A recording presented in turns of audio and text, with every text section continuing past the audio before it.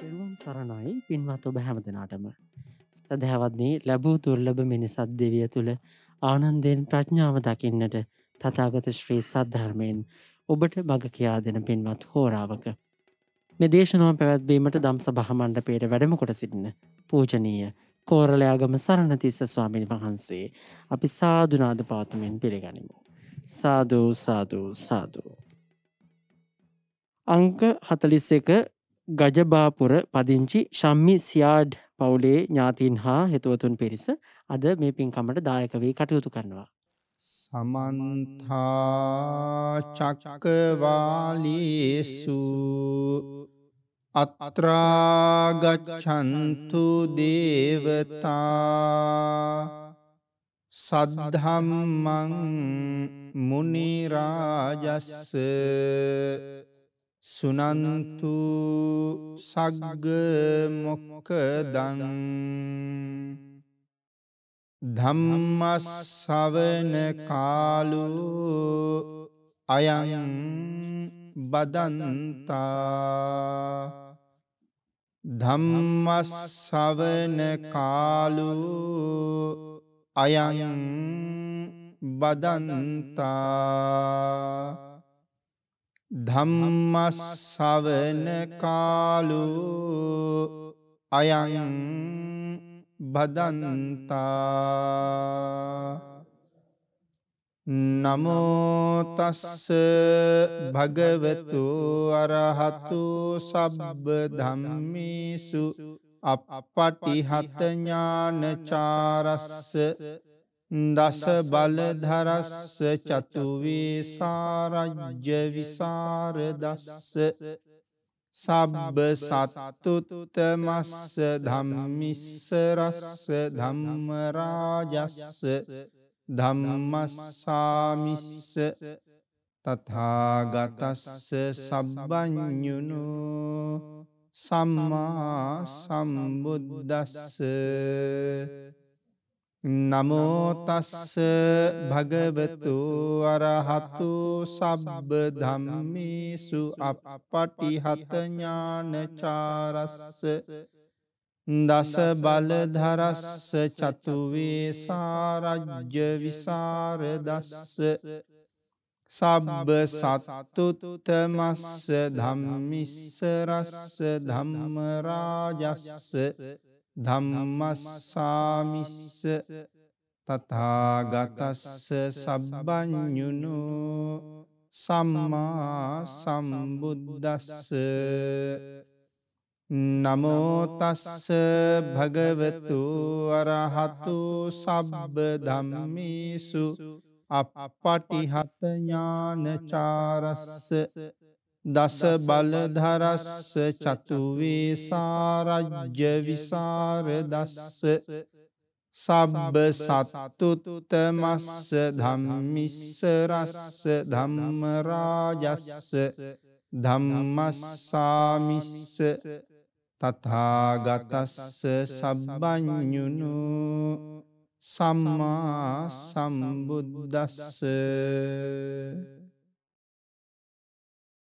සද්ධර්ම ශ්‍රාවක කාරුණික ගුණගරුක බෞද්ධ පින්නතුනි බොහෝම ශ්‍රද්ධාවෙන් යුක්තව සියලු දෙනාම සූදානම් වෙන්නේ තිලෝගුරු ශාන්තිනායක සම්මා සම්බුදුරජාණන් වහන්සේ විසින් ලෝක සත්වයන් පිළිබඳව අසීමිත දයාවෙන් කරුණාවෙන් මෛත්‍රියෙන් යුක්තව අවබෝධ කරගෙන දේශනා කොට වදාළ පරම ගම්බීර වූ ශ්‍රී සද්ධර්ම රත්නයෙන් ඊ타ම පුංචි කොටසක් දේශනා කරවගෙන ධර්ම ගෞරවය පෙරදරි කරගෙන දේශනාගත ධර්මයේ ශ්‍රවණය කරන්නත්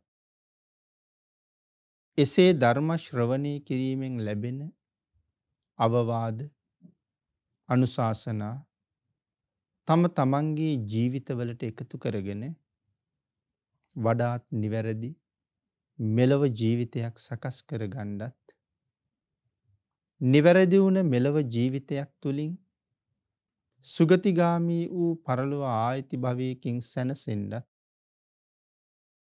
අවසානයේ ප්‍රාර්ථනා කරන බෝධියෙන් සැප සහිත ප්‍රතිපදාවෙන් ඊ타ම ඉක්මන් භවයක උතුම් චතුරාර්ය සත්‍ය ධර්මය අවබෝධ කරගෙන මේ සංසාරයෙන් එතර වීමේ බලාපොරොත්තුවත් ඇතුව ඒ උතුම් බලාපොරොත්තු ප්‍රාර්ථනා සියල්ලක්ම මුදුන්පත් කර ගැනීම සඳහා උතුම් වූ ධර්ම දානානිසංසයත් ධර්ම ශ්‍රවණානිසංසයත් මේ පින්නතුන් විසින් තමන්ගේ ජීවිත කාලය තුළ සිදු කරගත්ත අනික් සියලුම කුසල ධර්මයන්ගේ ආනුභාවයත් හේතු වේවා කියලා ප්‍රාර්ථනා කරමු. පින්නතුනි, අද ධර්මදේශනාවේ මාතෘකාව හැටියට මම යොදා ගන්න කල්පනා කළේ අපේ බුදුරජාණන් වහන්සේ දේශනා කොට වදාළ උතුම් වූ ධම්මපද පාළියේම සඳහන් වන තවත් වටිනා ගාථා රත්නයක්. මේ ගාථා රත්නය බුදුරජාණන් වහන්සේ දේශනා කොට වදාළේ මේ ශාසනයේ උතුම් පැවිද්ද ලබාගෙන ඊතා උසස් පැවිදි ජීවිතයක් ගත කරමින් ඉන්න කාලේ හදිසියේම රෝගාතුර වෙලා අසාධ්‍ය වෙච්ච භික්ෂූන් වහන්සේ නමක් මුල් කරගෙන භික්ෂූන් වහන්සේලා ඇති කරගත්ත කතාවකට පිළිතුරු දීමක් හැටියට අචිරං වතයන් කායෝ පටවින් අදිසෙස්සති චුද්ධෝ අපේත විඤ්ඤානෝ නිරත්තංව කලින්ගරං. මේ ගාථා රත්නයේ සරල තේරුම තමයි අපේ මේ කය නැත්නම් අපේ ශරීරය, මේ ශරීරයට, මේ ජීවිතයට ස්ථීර පැවැත්මක් නැහැ. මේ සත්වයා මෙච්චර කාලයක් මේ ලෝකේ ජීවත් වෙනවා කියලා නිශ්චිත බවක් අපිට නැහැ. ඔබ මම අපි හැමෝම බොහොම අස්ථීර මට්ටමක ඉන්නේ. කවදා මේ ජීවිතයෙන් සමුගන්න වෙන්න වෙයිද? ඒක තව මොහොතකින් වෙන්නත් පුළුවන්. ඒක තව දවසකින්, සුමානකින්, මාසකින්, අවුරුද්දකින් වෙන්නත් පුළුවන්. සමහර කෙනෙක් තව අවුරුදු 25ක් 30ක් 40ක් 50ක් ඉන්නවා වෙන්නත් පුළුවන්.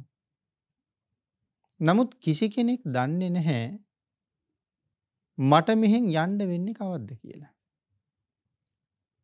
ඒකයි මේ අචිරං වතයන් කායෝ. නමුත් මේ චිර නැති කය යම් දවසක මේ මහ පොළොව මත ඇද වැටෙනවා. පටවින් අදිසෙස්සති කියලා කිව්වේ ඒකයි. ඒ මහ පොළොව මත මේ කය ඇද වැටෙන්නේ මේ කය තුල නැත්නම් අපේ ශරීරයේ නැත්නම් අපේ ජීවිතය තුළ පවතින ආයුෂය, උෂ්ණය, විඥානය කියන මේ ධර්මතා තුන මේ කයෙන් පිට වෙලා ගිය දවසටයි. චුද්ධෝ අපේත විඥානෝ කියලා සඳහන් කළේ ඒකයි. එදාට මහ පොළොව මත මේ කය ඇද වැටෙන්නේ නිරත්තංව කලින්ගරං. කිසිම වැඩකට ගන්න බැරි දර කැබැල්ලක් වගේ මහ පොළොව මට ඇද වැටෙනවා. භාග්‍යතුන් වහන්සේ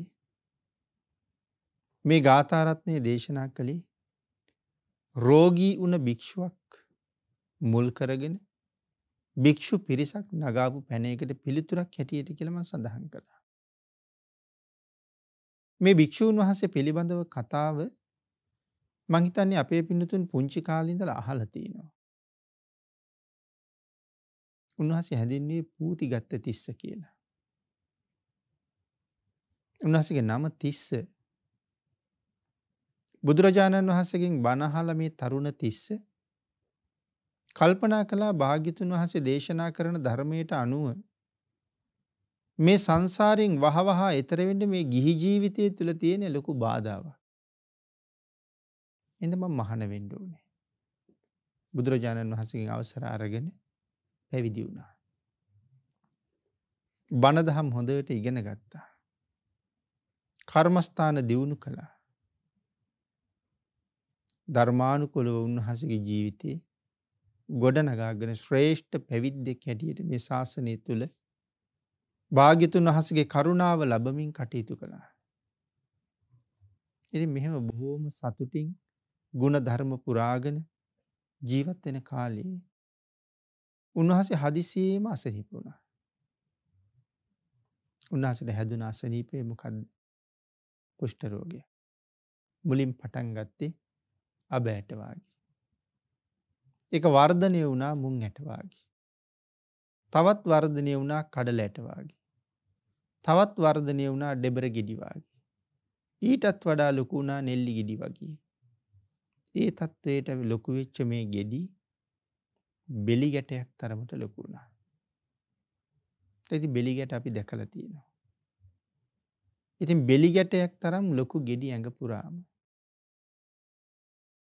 ඒ ගෙඩි පැසෙව්වා. සැරව පිරිලා. මේ සියලුම ගෙඩි පිපුරුවා. දැන් ඇඟ පුරාම සැරවි වැක්කිරෙනවා. ආන් ඒක නිසා තමයි පුති කියන කොටස උන්වහන්සේගේ ජීවිතයට ආවේ. බිජ්ජති පුති සන්දේබෝ මරණං තම්හි ජීවිතං කියලා තවත් ගාථාවල සඳහන් කරනවා මේ කය නිතර නිතර බිඳෙනවා. ඒ වගේම මේ කයෙන් නිරන්තරයෙන් අපද්‍රව්‍ය වැగిරෙනවා. ආන්ගේ වැగిරෙනවා ගලනවා කියන අර්ථය තමයි මේ පුති කියන වචනය තුළ තියෙන්නේ. එතකොට අපි උච්චාරණ පහසුවට පූති ගත්ත තිස්ස සැරවේ වැగిරෙන ගතකින් යුක්ත තිස්ස කියන නම වට බැඳුණා. ඒ ශරීරයේ පුරාම සැරව වැක්කිරෙනවා. ඉන්නතින් දැන් අපි මේ කතාව අහගෙන ඉන්නවා විතරයි. නමුත් තිස්ස හාමුදුරන්ගේ සරුවාංගයේ පුරාම මේ ගෙඩි පුපුරලා තුවාල. හිතන්න තිස්ස හාමුදුරුවෝ කොහොම ඉන්නේ ඇද්ද කියලා. එක පැත්තකින් වේදනාව. තිස්ස හාමුදුරුවෝ නිදාගන්න ගියත් තිස්ස හාමුදුරන්ට නිදාගන්න බෑනේ. පිටෙත් තුවාල. සුළු තුවාල නෙමෙයිනේ.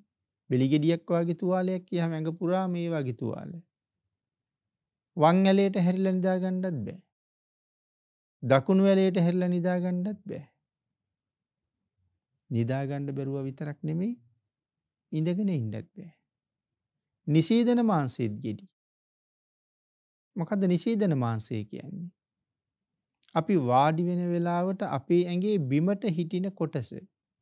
ඒකට කියන්නේ ඉඳ ගන්න මස. ඒකයි නිසීදන කියන්නේ ඉඳ ගන්න එලා ගන්න එකටනේ. නිසීදන මාංශය කියලා කියන්නේ ඉඳ ගන්නකොට බිම තියෙන නැත්තම් පුටුව උඩ තියෙන ශරීර කොටස. ඉතින් එහෙත් ගෙඩි හැදිලා තුවාල වෙලා. දැන් එතකොට ඉඳ ගන්න බෑ, නිදා ගන්න බෑ. තිස්ස හාමුදුරුවෝ සුළුපටු දුකක් විඳින්නේ නැද්ද? නමුත් ඉතින් භික්ෂූන් වහන්සේලා තිස්ස හාමුදුරුවෝ අත්හැරියේ නැහැ. බුදුරජාණන් වහන්සේ දේශනා කළානේ මහණෙනි රෝගියෙකුට සාත්තු කරනවා කියලා කියන්නේ භාග්‍යතුන් වහන්සේට කරන උපස්ථානයක් වගේ කියලා. ඒ වචනයත් ගරු කරමින් භික්ෂුන් වහන්සේලා තිස්ස හාමුදුරන්ට හොඳට සැලකුවා. තිස්ස හාමුදුරුවෝ උන්වහන්සේලාගේ සැලකිලි සත්කාර මැද නිමක් නැති මහ වේදනාවක් විඳ විඳ ජීවත් වෙනවා. තව ටික කාලයක් යනකොට තිස්ස හාමුදුරුවන්ගේ ඇඟේ ඇටකෝටු ටික බිඳෙන්න පටන් ගත්තා. ඇටකෝටු කැඩෙනවා. දැන් නැගිටවන්න බෑ. ඉඳවන්න බෑ. මුකුත් කරන්න බෑ. දැන් ඇටකෝටු බිඳුනහම ඇති වෙන වේදනාව සමහර වෙලාවට අපි අත්විඳලා තියෙනවා අතපය කැඩිච්ච අය. ඒතර මේ එක පොලකින් දෙකකින් කැඩෙනව නෙමෙයි. මුළු සරුවාංගෙම අස්ති බිඳෙනවා. ඉතින් දැන් මේ උපස්ථායක හාමුදුරුවරුන්ට කරන්න කිසිම දෙයක් නැහැ. ඉතින් නැගිටවන්න බෑනේ. වේදනාවයි. ඊට පස්සේ උන්වහන්සේලා තිස්ස හාමුදුරුව අත්හැරියා. තිස්ස හාමුදුරුව අත්හැරලා ඉතින් අත්හැරියේ සලකන්න බැරි හින්දා. ඉතින් තුවාල වලින් සැරව වැగిරෙනවා. තිස්ස හාමුදුරන්ට නැගිටින්න බෑ. වෙන කාටවත් ඇවිල්ලා නැගිටවන්න බෑ. සිවුර ඇඟට ඇලිලා. ඊළඟට සිවුර ඇඳටත් ඇලිලා. ඇඳ ඇතිරිලි සිවුරු මේ සියල්ලම එකට ඇඟට ඇලිලා අර සැරවත් එක්ක. එක දවසක් මහා කරුණා සමාපත්තියෙන් ලෝක ධාතුව බලා වදාළ අපේ බුදුරජාණන් වහන්සේ තිස්ස හාමුදුරුව දැක්කා. තිස්ස ළඟට මම වැඩියොත් තිස්සට මොන වාගේ ලාභයක් වෙයිද? භාග්‍යතුන් වහන්සේට වැටහෙනවා. තිස්ස භික්ෂුව මම වැඩියොත් රහත් වෙනවා. නැවත සංසාරේ මේ වාගේ දුකකට කවදාවත්ම එළඹෙන්නේ නැහැ. කොච්චර දෙයක්ද ඒ තත්වයට පත් කරන්න පුළුවන්. ඉතින් එහෙම කෙනෙක් දැක්කොත් භාග්‍යතුන් වහන්සේ කීයටවත් ඒ පුද්ගලයා අත්හරින්නෙත් නැහැ. මොකද මේ සංසාරයෙන් එතර වෙන්න කට උඩටම ආපු කෙනෙක්නේ. භාග්‍යතුන් වහන්සේ අනිවාර්යෙන් එයාට අත දෙනවා. ඒ නිසා බුදුරජාණන් වහන්සේ තිස්ස හාමුදුරුව බලන්න වැඩියා. තිස්ස හාමුදුරුව නාවන්න වතුර ලිපේ තිබ්බා. භික්ෂුන් වහන්සේලාත් වැඩියා. තිස්ස හාමුදුරන්ගේ ඇඳ පිටින්ම එළියට ගත්තා. තිස්ස හාමුදුරන්ගේ සිවුර ගැලෙව්වා. ගලවලා සිවුර හොඳට උණු වතුරේ දාලා හේදුවා. හොදලා සිවුර වැනුවා. අර ඇඳ ඇතිරිලි ආදී සියල්ල ඇඳ ආදී සියල්ලම පිරිසිදු කළා. ඒ අතරේ භික්ෂුන් වහන්සේලා තිස්ස හාමුදුරන්ගේ කුටියත් පිරිසිදු කරන්න ඇතිනේ. බුදුරජාණන් වහන්සේ තමයි තිස්ස හාමුදුරුවෝ නාවන්නේ. ඉතින් සසර සුළු පිනක් නෙමෙයි කරලා ඇත්තේ. භාග්‍යතුන් වහන්සේගේ ශ්‍රී හස්තයෙන් ස්පර්ශය ලබන්න. ඉතින් තිස්ස හාමුදුරුවෝ නාවලා බුද්ධානුභව බලය නිසා අස්ති බිඳුන තිස්ස හාමුදුරුවෝ භාග්‍යතුන් වහන්සේ නැගිටවනවා හැර වෙන කෙනෙකුට ඒක කරන්න බෑ. නාවලා සියල්ල ඉවර කරනකොට සිවුර වේලිලා තිබුණා. සිවුර ගෙනල්ලා දෙකට නමලා අඳවලා අඳනේ ගලවලා උන්වහන්සේගේ අඳනෙත් සේදුවා. ඉතින් බුද්ධානුභාවයෙන් අඳනෙත් බොහොම ඉක්මනට වේලෙන්න ඇති. නැවත අඳනේ අඳවලා සිවුර පොරවලා පිරිසිදු කරපු ඇඳේ තිස්ස හාමුදුරුවෝ හාන්සි කරවලා නැවත ඔසවගෙන ගිහිල්ලා කුටියෙන් තිබ්බා. මේ සියලු කටයුතු ඉවර කරලා අපේ බුදුරජාණන් වහන්සේ තිස්ස හාමුදුරුවන්ට ධර්ම දේශනාවක් කළා. ආන්ගේ ධර්ම දේශනාව කරන වෙලාවේ මෙන්න මේ ගාථා රත්නේ භාග්‍යතුන් වහන්සේ දේශනා කළා. තිස්ස මේ කයට චිර පැවැත්මක් නැහැ. මේ කය ආයුෂයයි උෂ්ණයයි විඥානයයි නිසා පවතිනවා. මේ තුන් දෙනා මේ කයෙන් එළියට ගිය දවසට මේ කය මහ පොළොව උඩ වැටෙනවා. කොයි වගේද? වැඩට ගන්න බැරි දර කොටයක් වගේ. ඉතින් දර කොට අපි හුඟක් වැඩට ගන්නවා. පරිහරණයට ගන්න බැරි හැම ලීයක්ම අපි දරට දානවා. දි รา පු දර කොට තියනවා ගන්න බැරි දේවල්. නමුත් මේ කය අලුතෙන්වත් වෙන වැඩකට ගන්න බෑනේ. මහ පොළොව මත ඇද වැටුණාට පස්සේ ආයුෂ්ණ විඥාන පිට වෙලා ලිපට දාන්නවත් පළක් නැහැ. ඒ තරම්ම නිර්ර්ථකයි. කොයි වගේද? සොහොන් පෙනෙල්ලක් වගේ. මෙතන මේ වැඩට ගන්න බැරි දර කොටයක් කියලා කිව්වේ එහෙම එකට. මොකද්ද සොහොන් පෙනෙල්ල කියන්නේ? මුලත් ඇවිලිලා අගත් ඇවිලිලා දැන් මේ ලීය මුලින් අල්ලන්නත් බෑ අගින් අල්ලන්නත් බෑ. මැද්දේ අසුචි තැවරිලා දැන් මැද්දෙන් අල්ලන්නත් බෑ. ඒ වගේ එකකට තමයි සොහොන් පෙනෙල්ල කියන්නේ. ඉතින් මේ කයත් ඒ වගේ වැඩක් නැති තත්ත්වයටපත් වෙලා. කියලා මේ කයේ තියෙන යථා ස්වභාවය පැහැදිලි කළා. මොකද්ද යථාර්ථය? ඊටාම පිළිකුල් සහගත කයක්. ඇටකොටු 300ක් මේ ඇඟේ තියෙනවා. නහරවැල් 900ක් මේ ඇඟේ තියෙනවා. රෝම කූප 99000ක් මේ ඇඟේ තියෙනවා. රෝම කියන්නේ අපි දැන් රෝමයන් දන්නවා මේ අතේ කපයි හැමතැනම තියෙනවා. කූප කියන්නේ මොනවද එතකොට? දැන් රෝම කූප කියලා අපි එකටනේ පාවිච්චි කරන්නේ. දැන් රෝම කියන්නේ නම් ඒ ඇවිල්ලා තියෙන කෙස් ගස් වලට. කූප කියලා කියන්නේ ඒ කෙස් ගහ මතුවෙච්ච තැන තියෙන සිදුරට. දහදිය මතුවෙන්නේ ඒ සිදුරු වලින්. ඒකට තමයි කූපය කියලා කියන්නේ. ලෝමය සහ කූපය කියලා කියන්නේ කෙස් ගහ සහ ඒ මතුවන තැන සිදුරට. එතන ලෝම කූප තියෙනවා 99000ක්. මේ ඇටකොටු 300 නහරවැල් 900කින් බැඳලා හිර කරලා තියෙනවා. එතකොට මොනවද නහර කියලා කියන්නේ? අපි නහර දන්නවා. දැන් අපි නහර කියන්නේ ලේ ගමන් කරන ඒවටනේ. පාලියේ නහාරු කියලා කියන්නේ ඒකට නෙමෙයි. දැන් හිතන්නකෝ අර චතුරංග සමන්නාගත වීරිය අදිෂ්ඨාන කරනකොට මගේ ශරීරයේ ලේත් මසුත් වියලී යතොත් වියලී ඒවා. ඇටත් නහරත් ඉතුරු වෙතොත් ඉතුරු වේවා. එහෙම අදිෂ්ඨාන කරන්නේ. එතකොට ලේයි මසුයි වියලී යනවා නම් වියලී ගියාවෙන් ඇටයි නහරයි ඉතුරු වෙනවා නම් ඉතුරු වෙච්චාවි. එතකොට දැන් අපි කල්පනා කරන දන්න නහර ලේ වේලුණා නම් නහර වේලෙන්නේ නැතුව තියෙන්නේ නෑනේ. ලේ ගමන් කරන නිසා තමයි ඒව ඔය පිම්බිලා උඩට මතුවෙලා තියෙන්නේ. ඒවට නෙමෙයි පාලියේ නහරු කියන්නේ. දැන් අපි ඔය මනුස්ස සිරුරක් සමහරවිට වෛද්‍ය ශිෂ්‍යෝ පරීක්ෂණ වලට තියාගන්න වාගේ සිරුරක් දැක්කහම මේ සන්දිගාව දැන් වැලමිට දිගෑරෙන තැන. එතන තියෙනවා වෙනම මාංශ කොටසක්. ඒක පටියක් වගේ පටි වගේ ඇදිලා තියෙන එකට වගේ පේන්නේ. ඒ වගේ තියෙන ඕකට සිංහලෙන් කියන්නේ කණ්ඩරා කියලා. පාලියෙන් කියන්නේ නහරු කියලා. මේ මාංශයේ ශක්තිමත් කොටසක්. මේ අපේ ඇඟේ තියෙන හැම ඇටකොටුවක්ම වහගෙන මස් තියෙනවනේ. කොතනින්වත් අපිට ඇටකොටු පේන්නේ නැන්නේ. ඇටකොටු වහගෙන මස් තියෙනවා. හැබැයි දැන් මේ මස් ගලවන්න ගියාම මේක ඇටකොටුවෙන් ගලවන්න හරි අමාරුයි. වෙනම ඉරිලා එනවා මිසක් ඇටකොටුවෙන් ගැලවෙන්න අමාරුයි.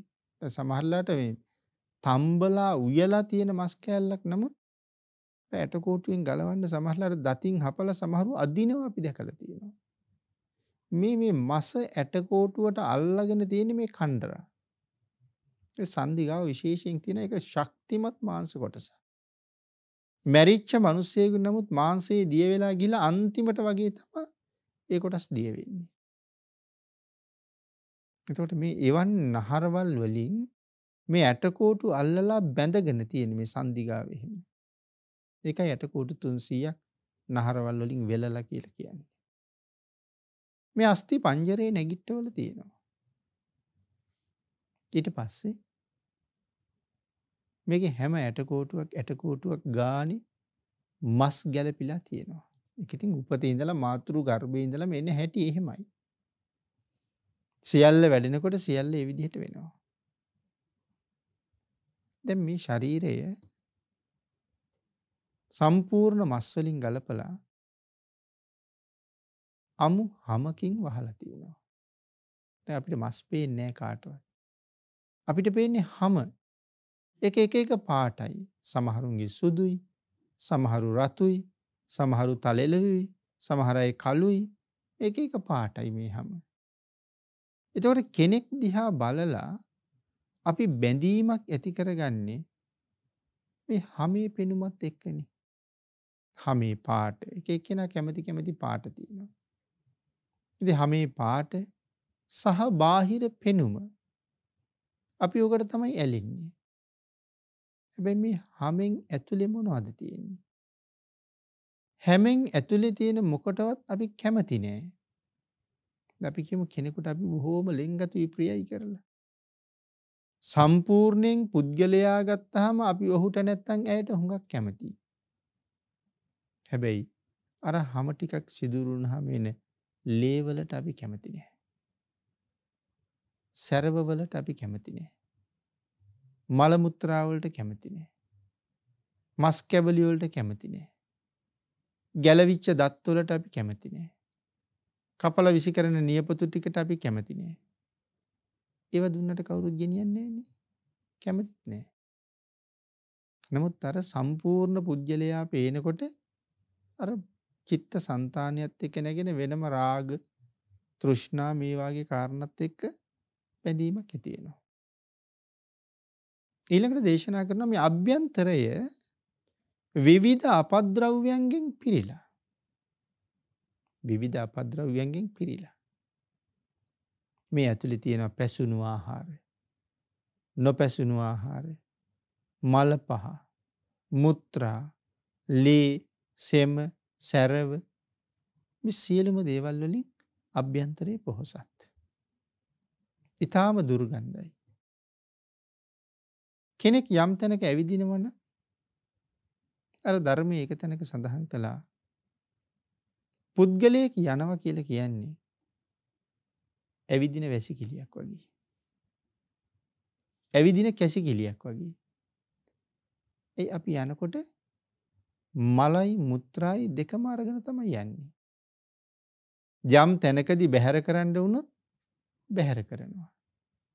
නමුත් එතන ඉඳලා ආපහු වෙන්නේ ආයෙත් පිරෙනවා. ඉතින් ඇවිදින වැසිකිළියක් කැසිකිළියක් වගේ කියලා තමයි සඳහන් කළේ. ඒ තරම් පිළිකුල් සහගතයි. විවෘත වෙච්ච දොරවල් 9ක් මේ කයින් තියෙනවා. ඒක කවදාවත් ජීවිත කාලේ වහන්න බෑ. ඒ දොරටු 9ෙන්ම හැම වෙලාවෙම එළියට දාන්නේ අපද්‍රව්‍ය. මේ කවදාවත් කිසිම තැනකින් රන් රිදී මුතුමැණික් එන්නේ නැහැ. මොනවද මේ දොරටු? දැන් අපි බැඳෙන්නේ කෙනෙකුගේ මූණ දිහා බලන්න ඉස්සරලා. හැබැයි මේ අපද්‍රව්‍ය පිට කරන දොරටු 7ක්ම තියෙන්නේ මූණේ. වහන්නවත් බෑ ඒවා. ඒ හින්දාදී අපි කොච්චරවත් රෙදි කැල්ලක් තියාගෙන පිහ පිහ තමයි ඉන්නේ. කන් දෙක. සමහරුන්ගේ උතුරලා එළියටම යනවා. සමහරුන්ගේ නම් උතුරලා යනකොට ශරීර උෂ්ණත්වයත් එක්ක කන ඇතුලේ වේලෙනවා. අපි පස්සේ හාරලා ගන්නවා කලඳුරු කියලා. නාස්පුඩු දෙක. නිරන්තරයෙන් දියර ගලනවා, සොටු ගලනවා. ඇස් දෙක. හැම වෙලාවෙම ඇස් මුලට සුදු පාටට අපද්‍රව්‍ය එකතු වෙනවා. තව කෙනෙක් දැක්කහම පිළිකුල් සහගතයි. කන් දෙකයි, ඇස් දෙකයි, නාස් දෙකයි, දොරවල් 6යි, මුඛයයි. අපද්‍රව්‍ය බැහැර කරන දොරටු 7ක්. මල සහ මුත්‍රා පහ කරන දොරටු 2ක්. එතකොට දොරටු 9ක්. එතකොට මේ බඹයක් විතර කය මේකේ ඇති වෙන අපද්‍රව්‍ය බැහැර කරන්න දොරවල් 9ක්ම ඕනේ. අනික පිළිකුල් භවේ අප්‍රසන්න බව අමුතුවෙන් කියන්න ඕනේ නැහැ පින්නතුනි. ආහාර පිටපැත්තේ තියෙනකොට කොච්චර සුවඳද? බලන්න කෑම හදලා මේසෙ උඩ තියහම ඒ සුවඳට බඩගිනි වැඩි වෙනවා අපි. ඒ තරම් සුවඳයි. ඒ සුවඳත් එක්ක අපි රසයි ස්වභාවය දන්නවා. අපි හිතන්නකො මුඛයේ ඉඳලා බහිශ්‍රාවීය කරන දොරටු තියෙන හරියට එනකොට අපේ ඇඟේ උස වැඩි වුණොත් අඩි 2කමාරක් විතර ඇති. මේ මුඛයෙන් ඇතුල් කරලා මේ කඳ හරහා අඩි 2කමාරක් ගමන් කරනකොට අර සුවඳට ගිල දාපු ආහාර පිට වෙලා යනකොට තියෙන දුර්ගන්ධය.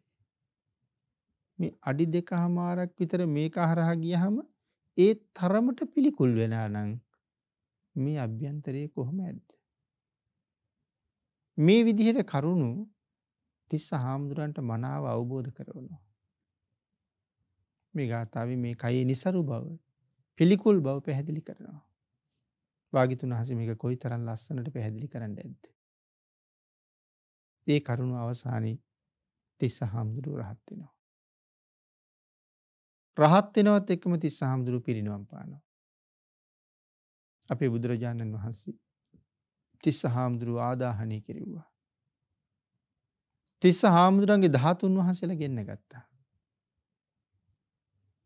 නමුත් දැන් රහතන් වහන්සේලා විතරයි දන්නේ තිස්ස හාමුදුරුවෝ පිරිනිවන් පෑවා කියලා. සාමාන්‍ය භික්ෂුන් වහන්සේලා ඒ මුකුත් දන්නේ නැහැ. තිස්ස හාමුදුරුවෝ මරණයටපත් වුණා දන්නවා. හැබැයි තිස්ස හාමුදුරුවෝ පිරිනිවන් පාපු එකයි උනේ කියන එක දන්නේ නැහැ. ඒ නිසා දවසක් ධම් සභාවේ කතාව මනුස්ස ලෝකේ ජීවත් වෙනකොට මේ තරම් දුකක් විඳපු තිස්ස අපවත් වෙලා කොහේ යන්නේ?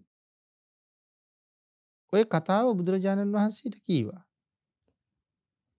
ආන් ඒ වෙලාවේ භාග්‍යතුන් වහන්සේ විශේෂයෙන් පැහැදිලි කළා. මහණෙනි, මගේ පුතා නැවත සංසාරයට එන්න නෙමෙයි ගියේ. මේ සංසාරේ දාලා යන්න ගියා ඒ කවදාවත් එන්නේ නැහැ. එතකොට හාමුදුරුවන්ට ප්‍රශ්නයක් ආවා. මේ ජීවිතේ රහත් වෙන්න තරම් පින් තිබුණා නම් ඇයි තිස්ස හාමුදුරුවෝ මෙච්චර දුක් විඳි? එච්චර පුණ්‍යවන්තයන්ටත් මේ තරම් කරදර එනවද? හරි අපූර්ව ප්‍රශ්නයක්. ওই ප්‍රශ්නේ අද නැද්ද? අදත් සමහර අය මරණයටපත් වුනහම සමහරු කතා කරනවා. අපිට වඩා හොඳට හිටපු කෙනෙක්, හැම වෙලාවෙම දන් දීපු කෙනෙක්, පෝයක් නෑර සිල් ගත්ත කෙනෙක්, හරි ධාර්මිකව වැඩ කරපු කෙනෙක්. ඉතින් එච්චර ගුණගරුක කෙනාටත් මෙහෙම වුණේ ඇයි? මෙච්චර පව්කාරයෝ මේ ගමේ මේ රටේ ඉන්නවා. නමුත් ඇයි මේ හොඳ මිනිසයාට මෙහෙම වුණේ? ඔය අපිට තියෙන ප්‍රශ්නේ. හැබැයි දැන් තේරෙනවා තිස්ස හාමුදුරන්ගේ කතාවෙන් මේ ප්‍රශ්නේ අලුත් එකක් නෙමෙයි, හුඟක් පරණ එකක් කියලා. ඒ කියන්නේ බුදුරජාණන් වහන්සේගේ කාලෙත් මේ ප්‍රශ්නේ තිබිලා තියෙනවා. ඉතින් හාමුදුරුවෝ අහනවා, ස්වාමීනි එච්චර පින්වන්ත නම් ඇයි තිස්ස හාමුදුරුවෝ මෙච්චර දුක් විඳි? ඒකට උත්තරයක් දෙන්න තමයි භාග්‍යතුන් වහන්සේ සඳහන් කළේ, මහණ සත්‍යය සංසාරේ සිද්ධ කරගත්ත කර්මය හරි බලවත්. තම තමන් සසර කරගත්ත කර්ම බාරගන්න වෙන කවුරුවත් නැහැ. කලේ මම නම් විඳින්න ඕනෙත් මමමයි. එතකොට ඇහුවා, ස්වාමීනි අතීතේ කරපු එහෙම කර්මයක් තියෙනවද තිස්ස හාමුදුරන්ගේ? ස්වාමීනි ඒක දේශනා කරන්න කියලා ඉල්ලීමක් කළා. භාග්‍යවතුන් වහන්සේ මතක් කළා, මහණ කාශ්‍යප බුදුරජාණන් වහන්සේගේ කාලේ මේ තිස්ස වැද්දේ. ඒ කාලේ මෙයා කුරුල්ලෝ අල්ලලා විකුණනවා. ඉතුරු වෙන කුරුල්ලෝ ටික මරනවා. පහුවදාට හැම ගහගෙන පොළට ගෙනියනවා. ඉතින් හැන්දෑවේ මරලා දැම්මම උදේට යනකොට හුඟක් කුරුල්ලෝ නරක් වෙලා. මහන්සි වෙලා අල්ලන කුරුල්ලෝ නරක් වෙලා විසික් කරන එක එයාට පාඩුයිනේ. ඒ හින්දා මෙයා වෙන උපක්‍රමයක් කල්පනා කළා, කොහොමද මස් කුණු වෙන්නේ නැතුව තියාගන්නේ? මෙයාට මතක් වුණ අපූර්ව උපක්‍රමයක්. කුරුල්ලෝ ගෙනල්ලා කකුල් දෙක තලනවා. එතකොට කුරුල්ලට ඉගිල්ලෙන්න බෑ. කුරුල්ල ඉගිල්ලෙන්නේ කකුල් දෙකෙන් වාරු අරන්. ඊට පස්සේ පියාපත් අල්ලලා පොඩි කරනවා. පියාපත් වල ඇටකොටුත් කඩලා කකුල් දෙකක් තලලා එක ගොඩේ දාලා තියෙනවා. දැන් බලන්න කුරුල්ල එළි වෙනකම් මැරෙන්නේ නැහනේ. අපේ කකුල් දෙක කැඩුවා කියලා අපි මැරෙන්නේ නැහනේ. නමුත් දරන වේදනාව, ඒ වේදනාව විඳිනවට වඩා හොඳයි මරලා දැම්මම. එළි වෙනකම් කොච්චර දුකක් විඳිනවද කුරුල්ල? ඉතින් උදේට ඇවිල්ලා බෙල්ල කපලා හැම ගහගෙන මස් ටික අරගෙන යනවා. වැඩිපුර තිබුණ දවසට ගෙදරත් මස් උයනවා. එක දවසක් ගෙදර මස් උයලා තියෙනවා. රහතන් වහන්සේ නමක් පිණ්ඩපාතේ වඩිනවා. වැද්දට හිතෙනවා, කවදාවත් මං දන් දීලා නැහෙනි. අද හොඳ දානයක් දී ගන්න වටිනවා.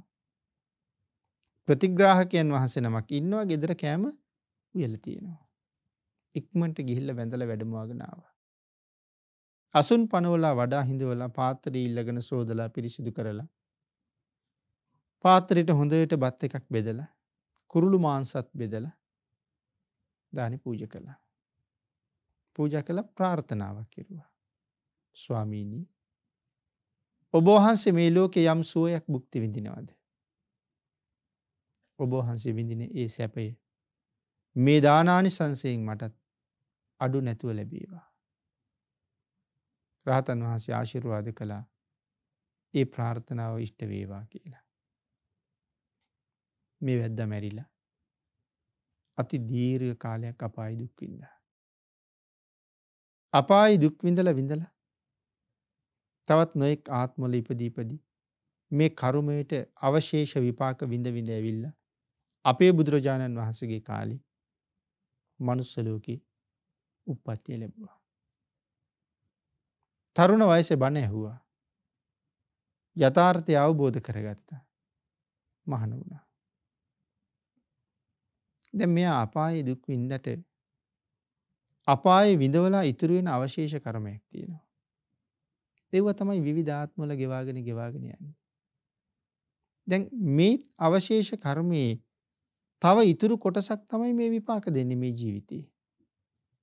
ආංගර සත්තුන්ගේ ඇටකොටු තලලා පියාපත් කඩලා කරපු අපරාධයට තමයි මේ ගෙඩි හැදිලා මේ දුක් විඳින්නේ. අවශේෂ කර්මය. නමුත් රහතන් වහන්සේ නමකට ධනක් දීලා ප්‍රාර්ථනාවකුත් කරලා තිබුණා. ඔබ වහන්සේ ලැබූ සුවය මටත් ලැබේවා. ඒ ප්‍රාර්ථනාවට අනුව තමයි දුක් විඳලා නමුත් තිස්ස හාමුදුරුව අන්තිමට රහත් වෙන්නේ. මේ කාරණාව අපිට පෙන්නලා භාග්‍යතුන් වහන්සේ දේශනා කරනවා. එහෙනම් එදත් අදත් මේ හොඳට ඉන්න කෙනාටත් නරකට ඉන්න කෙනාටත් ભેදයක් නැහැ. තමන් විසින් රැස් කරගත්ත කර්මය මේ ලෝකේ එනවා. එයා හොඳට සිල් රකින්න කෙනෙක් නේ කියලා පෙර කරපු පව අපි හොයාගෙන ඉන්නේ නැතුව තියෙන්නේ.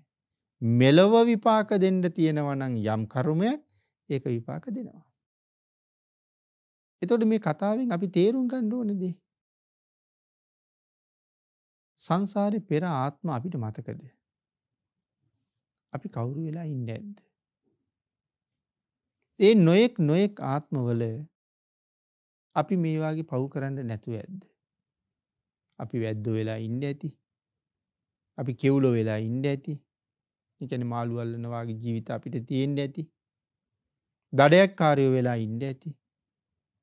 මේ වාගේ නොඑක් ආත්මවල නිමක් නැති කර්ම අපි රැස් කළා. ඒ කර්ම නිරේ ගිහිල්ලා අපි ගෙවලක් තියෙනවා. නමුත් තව අපිව නිරේට අරන් ගියේ නැතුව නිරේට ගෙනියන්න සූදානම් වෙලා ඉන්න කර්මත් තාම තියෙනවා. අපිට පේන්නේ නැති වුණාට මම විසින් පෙර ජීවිතවල කරගත්ත කර්ම කඳු වගේ අපේ පිටිපස්සේ තියෙනවා.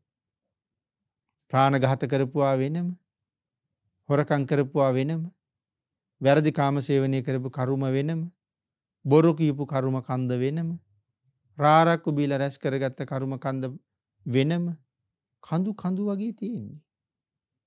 මේකක්වත් තව විපාක දීලා නැහැ.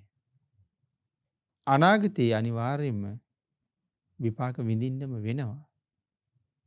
ඒ කියන්නේ අද මෙතන මෙහෙම වාඩි වෙලා හිටියට ඔබත් මාත් මතු අනාගතයේ දරුණු දඬුවම් සඳහා සුදුසුකම් ලබලා ඉන්න මහ දෙවන්ත වැරදිකාරයෝ. මේ වෙනකොටත් අපට දඬුවම් නියම කරලා තියෙන්නේ.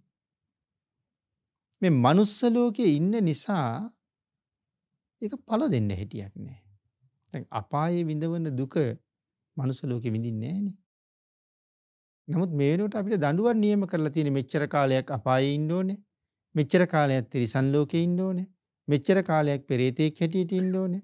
මෙච්චර කාලයක් පණුවෙක් හැටියට ඉන්න ඕනේ. මෙච්චර කාලයක් මදුරුවෙක් හැටියට ඉන්න ඕනේ. මෙච්චර කාලයක් ඉහෙඩමැස්සෙක් වෙන්න ඕනේ. අපිට දඬුවම් ටික මේ වෙනකොටත් නියම කරලා තියෙන්නේ. අපි හිතන්න පටන් ගත්තා. ආයෙනම් කවදාවත් ඒ කරුම ගොන්නට කරුම එකතු කරන එකක් නෑ. මෙහෙම හිතන්න ගත්. හිතලා බලන්නකෝ. කැමතිද මැස්සෙක් වෙන්න කියලා? කැමතිද කෝඳුරුවෙක් වෙන්න? අපි අකමැති වුණත් කරන්න දෙයක් නෑ. පෙර කරපුවාට දැනට තීන්දුව වෙලා තියෙන්නේ. තිරිසනෙක් වෙලා මෙච්චර කල් ඉන්න වෙනවා. ගැරන්ඩියෙක් නයෙක් පොළඟෙක් වෙලා කකුල් දෙකකුත් නැතුව අත් දෙකකුත් නැතුව බලන්න කෑම කන්න ගියාම ඔක්කොම කටින්ම කරගන්න එපේ. කොච්චර අපහසුද? තේරම කටින් කරන්න ඕනේ. ඉතින් මුකුත් කරන්න හැටියක් නෑ. කොච්චර ලොකු එකෙක් හම්බුණත් ගිලින එක තමයි කරන්නේ. කපා ගන්න, කඩා ගන්න, ඉරා ගන්න මුකුත් බැහැනේ. එතකොට ආන් එහෙම බලන්න ඕනේ ඒ ජීවිත කොච්චර අසරණද කියලා. මමත් පෙරත් ඒ තැන්වල හිටියා. නමුත් අනාගතයටත් ඒ තැන්වලට යන්න වෙනවා. ආන් ඒ තැන්වලින් මග අරින්න තමයි බුද්ධාන්තරයක් තියෙන්නේ.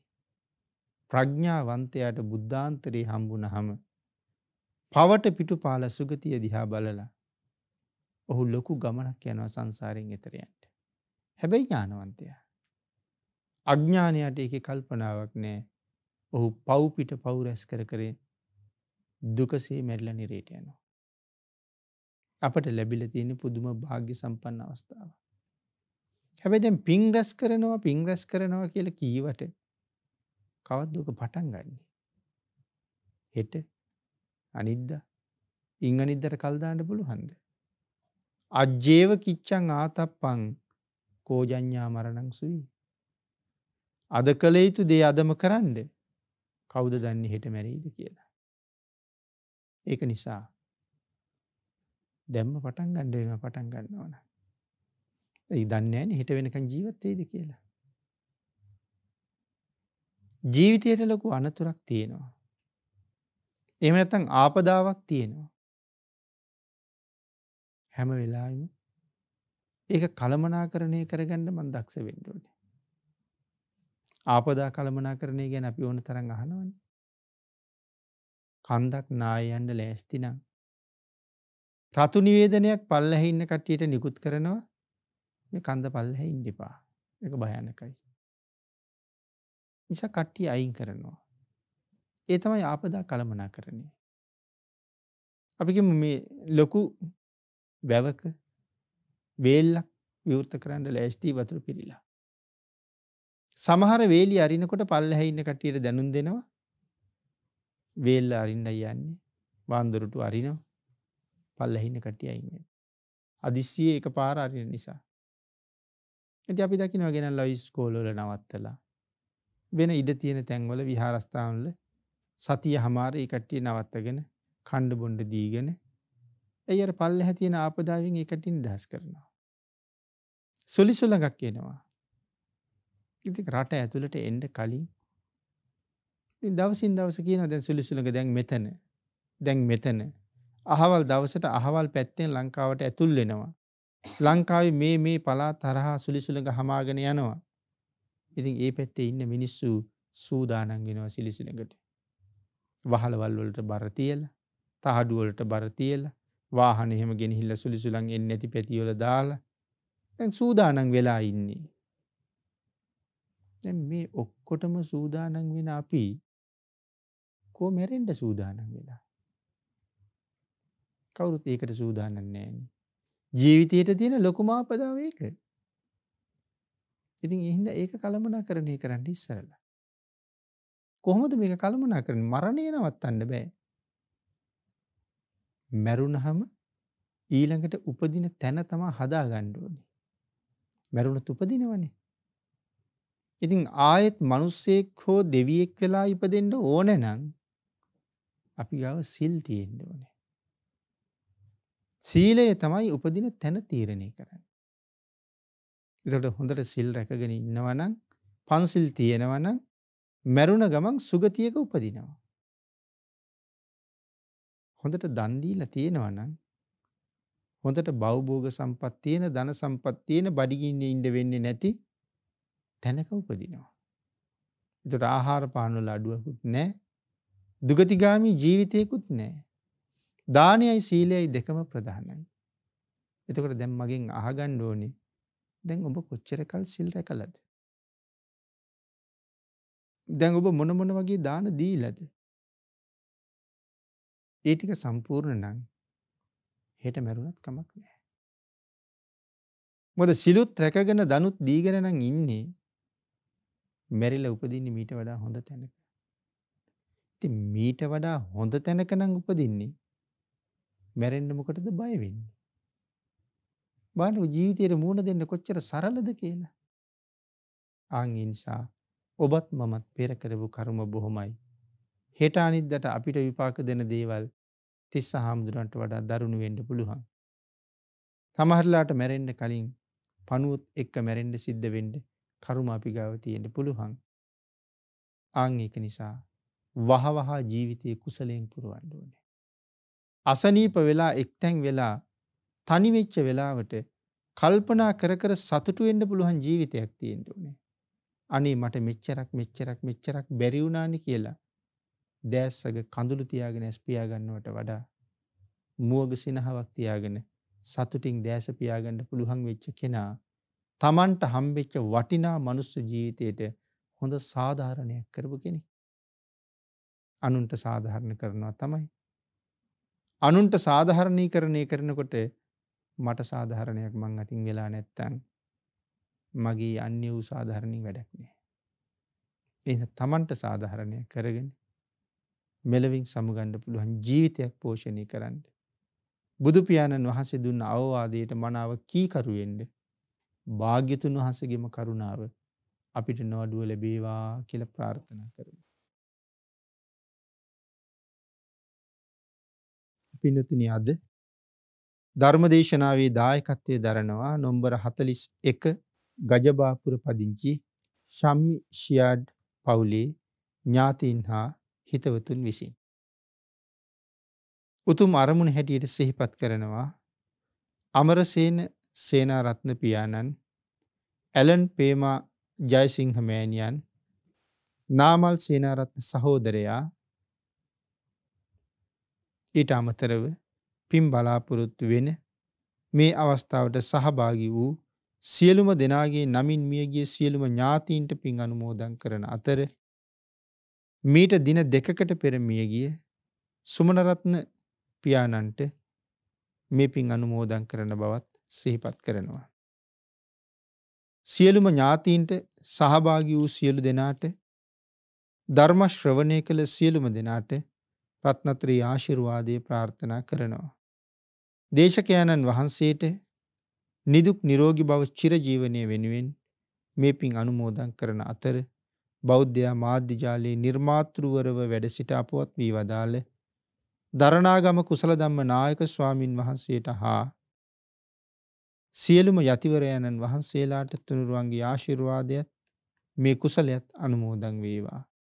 ධර්ම ශ්‍රවණය කරන ලද ලක්වැසි ලෝවැසි සියලු දෙනාටම ධර්මාවබෝධය පිණිස මේ කුසලයේ හේතු වේවා කියලා ප්‍රාර්ථනා කරනවා. ෂියාඩ් පවුලේ පින්නතුන් විසින් පුණ්‍යානුමෝදනා කළ සියලු දෙනාටම පින් අනුමෝදන් වේවා. ආශිර්වාද කළ සියලු දෙනාටම රත්නත්‍රී ආශිර්වාදයෙන් නිදුක් නිරෝගී භාවයේ චිරජීවනයේ ලැබේවා. අපි හැම කෙනෙකුටම ඊ타ම ඉක්මන් භවයක ඊ타මත්ම කෙටි කාලයකින් සැප සහිත ප්‍රතිපදාවකින් උතුම් චතුරාර්ය සත්‍ය ධර්මය අවබෝධ කරගෙන මේ සංසාරයෙන් එතර වෙන්න වාග්ය ලැබේවා කියලා ප්‍රාර්ථනා කරමු. ආකාසට්ඨා ච බුම්මට්ඨා දේවා නාග මහිද්దికා පුඤ්ඤන්තං අනුමෝදිත්වා චිරං රක්ඛන්තු ලෝක සාසනං දේවෝ වස්සතු කාලේන සස්්‍ය සම්පත්ති හේතුච පීතෝ භවතු ලෝකෝ ච රාජා භවතු ධම්මිකෝ.